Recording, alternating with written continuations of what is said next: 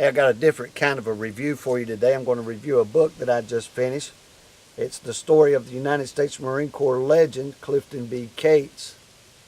And it says there that he is a hero of the First World War, and that this book follows him from Belleau Wood through to the victory in the Great War. And then it does go a little bit further than that. It tells about the American occupation, the Allied occupation in Germany, and then it spends about a chapter, maybe a chapter and a half, on his military career after that, up to his death, gives the date of his death and things like that. This is a very good book, and the producers really caught me with the advertisement here. When I first saw this book, I saw it at the Marine Corps Museum in Quantico, Virginia, and that guy kneeling down there in that field really caught my attention. I really like that World War I uniform. That helmet that they've got on is really a helmet that was used not just by the Marine Corps, but by the British and by the Army. A lot of different units used that helmet. But that is a very interesting situation that guy's in there. He's letting them have it. Of course, James Carl Nelson is the writer of the book.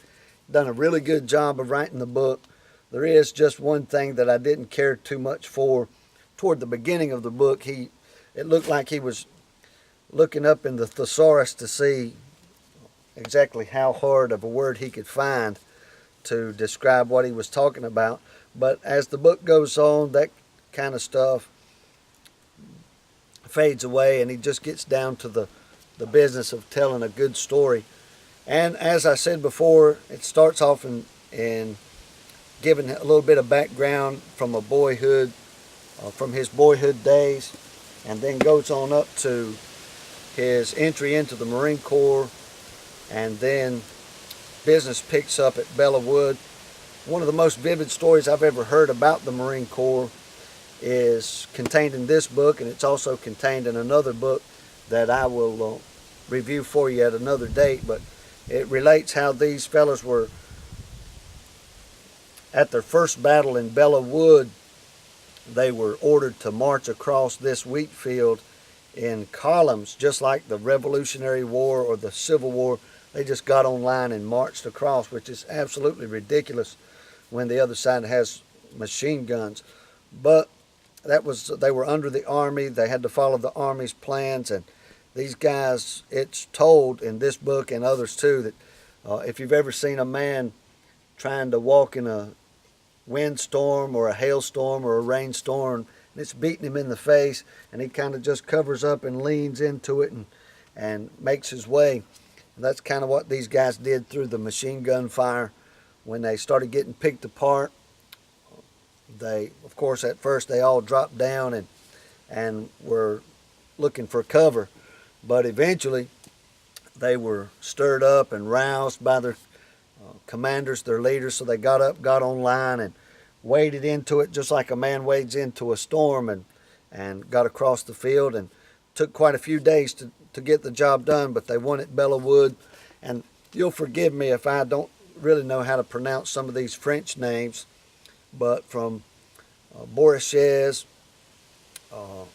Lucy Le Bocage, which is, the Marines called it Lucy Birdcage, which is a little village there by Belleau Wood. Sousson, I don't know exactly again how to pronounce that.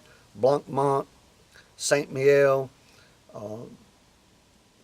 the Forest of Argonne, the Argonne Forest, the Meuse River. This goes through every one of those battles and relates pretty well the horrific war that it was, but from a more personal standpoint, gives a lot of the perspective of this guy here, from not only from his writings, but also from the 6th Marine Regiment history, and the 96th Company, which is the company that Clifton Cates,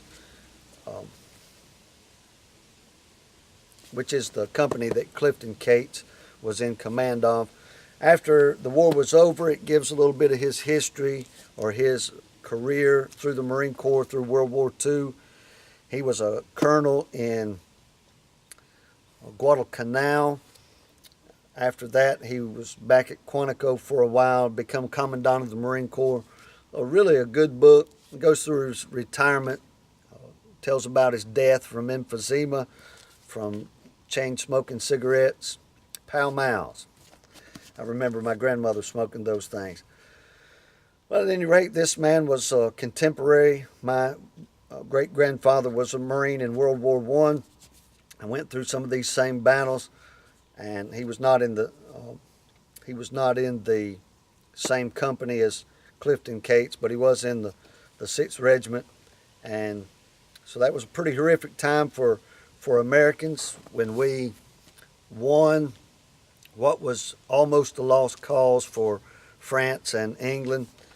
A lot of people say that France and England did most of the fighting before the Marines got into the war, really, but the American Army and the American Marine Corps got there just before the Germans were about to come into Paris, and the French Army. And this little bit of information was not in this book, but if you read other books, you'll see that the French Army was folding as the Marines were coming up, as the Army units from America were coming up online. The French Army was in retreat. The English were getting beat up pretty good in the northern part of the continent, and America, the Army and the Marine Corps, really had a significant impact on keeping Germany out of France, and who knows what they would have done after taking France. And we all know the story of World War II and what all that brought in regards to Germany's interest in France and England and the rest of the continent as well. But this is a really good book told from the perspective of the 6th Marines history and the personal writings and remembrances of Clifton Cates. It's a really good book if you enjoy war type reading, then this would be a good one for you to read.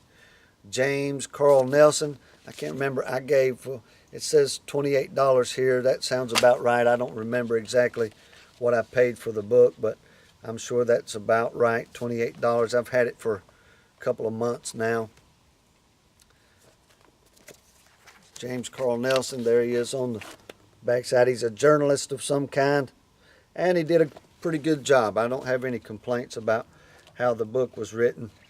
Once or twice toward the end of the book, he begins to write as if he is one of the men. In other words, if you get an order that you think is not a good order to follow, sometimes you'll express your opinion about it in some pretty colorful language.